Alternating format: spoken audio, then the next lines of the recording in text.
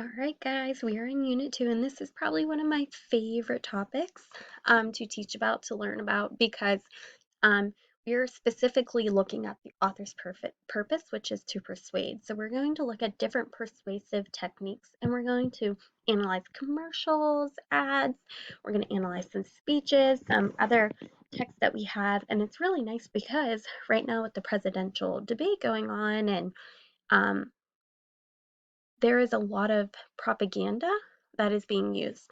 So let's look into this. Persuading or persuasion is the act of influencing someone or being influenced to do or believe something. If you are good at persuasion, you can convince other people to do things. And you probably have seen that maybe in school a lot when people try to convince you to do things that maybe you don't want to, or maybe you do want to do something. So maybe someone's like, oh, go to Rachel's house tomorrow. And you're like, oh, I don't know. I have a lot of homework to do. And they're like, yeah, you should. It's going to be great. We're going to have a great time. We're going to sleep over, right? So they're pretty good at persuading because if they convince you to do it, then, that is the whole point of the persuasion. So if you're a good reader, however, you can separate the fact from bias. So bias are people's opinions, and all of this is known as propaganda. So we're going to look at our different types of persuasion and or propaganda because you will hear me say these words intertwined. Okay? So the first thing you need to know is that there's three types of appeal. So propaganda or persuasion appeals to your logic, it appeals to your mind, emotions, which are your emotions, or your ethics, and that's the credibility of a speaker. So we're going to look at different types of these appeals. So the first one you actually probably heard of before, and it is kind of dealing a lot with sports. However, that's what we use it for when someone says maybe you're a bandwagon fan. However, bandwagon is our first propaganda technique, and it's used the idea that everyone's doing it or everyone is in favor of it. So we should join the crowd to sell the product or idea. So think of FOMO, the fear of missing out. So look at our ad over on the side. The drink everyone knows. Pause. Go refresh. Coca-Cola. It's the drink that everyone knows. If everyone knows it, everyone's drinking it. So because everyone's drinking it, you should do it too. That's kind of like the Pirates, right?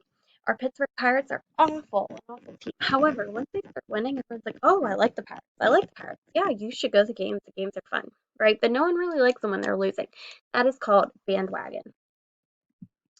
The next one is card stacking.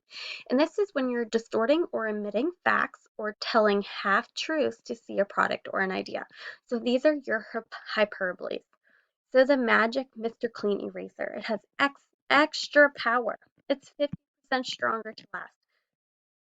Okay, well, 50% stronger to last on what? Well, if you're using it on, a hard surface, is it going to last as long as you are using it on a soft surface?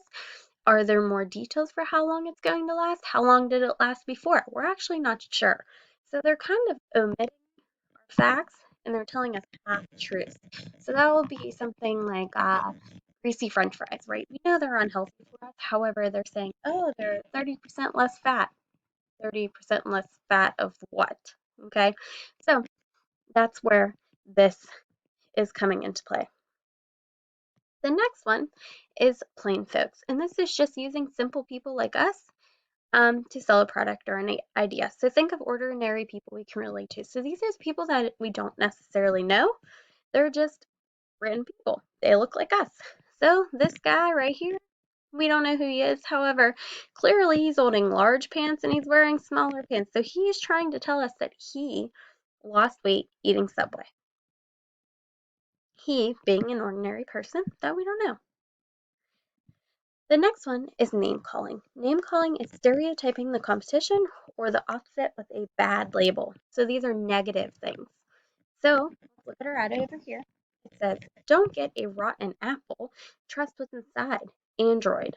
So the rotten apple, meaning the iPhone or or Apple products, right? And it's saying that trust ours were better, right? Because that apple is gross and rotten and it has a bite taken out of it. So they're using a bad label, the rotten apple. Right, demonizing is when they're portraying the competition as an enemy or purely evil. So a lot of times this is used in World War video or World War One or Two ads or propaganda slogans. So anyway, they're making the person seem evil and they're trying to scare you. So he's watching you. So this is actually from World War Two, where the enemy, they're saying he's watching you. So they're trying to get you to do something about it, to enlist into the army, because, he's not going to stop watching until you do.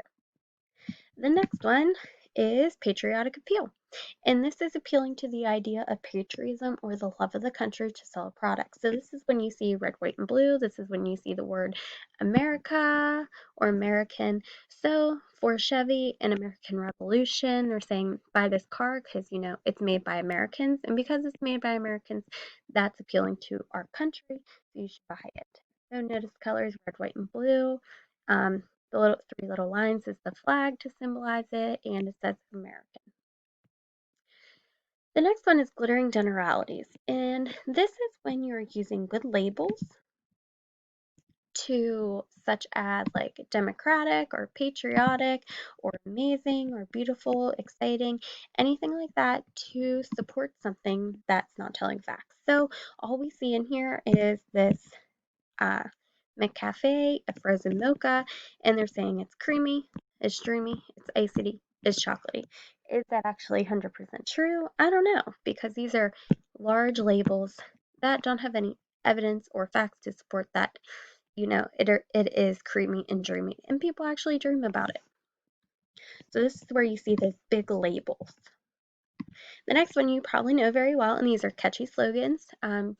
They use them as their memorable phrases to foster or support a product. So McDonald's, I'm loving it, or um, finger looking good, or O'Reilly Auto Parts, right? All those are catchy slogans to help you remember their product. Another one is snob appeal, and this appeals only to the richest, most important, discerning people that like a product like this. So money to burn. So if you have money to burn, you should buy this car. And they make it look like it is a luxurious car. It's in the sunset, right? Notice the money to burn is large print and it is appealing to your money. Another one is humor. So they're using something funny to sell a product. You probably see this all the time in Super Bowl commercials. So this is actually for a shampoo and it's an actual lion. And once the lion uses the shampoo, look at that lion's hair. So that's pretty funny, and it's saying that your hair will be not like this, but it will be like this, sleek, soft, and well maintained. All right, the next one is testimonial, and testimonial deals with famous people. So it's endorsement by famous people, such as a sports figure, movie star, to sell a product. So the thing with this is that the person actually needs to say they like the product, or maybe that they have used it before. So this is Adam Levine, and he is a singer, and he's talking about how proactive is a game changer. Notice quotation marks, so he's saying something, and then down here it's a little dash Adam Levine, so they're saying that they quote him. It's not just treating your acne, it's taking care of your skin at the same time. So this is him saying or endorsing the product, saying that he likes it. However, transfer is different. This is just use of association. So think of association of a well-respected person or idea to sell a product. However, they are not saying they use it.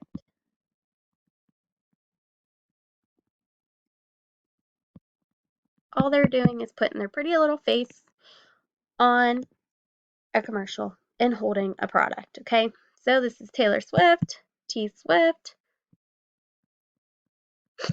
and she's holding a Coke, so we are assuming that she drinks Coke. Because she's drinking Coke, maybe we should too.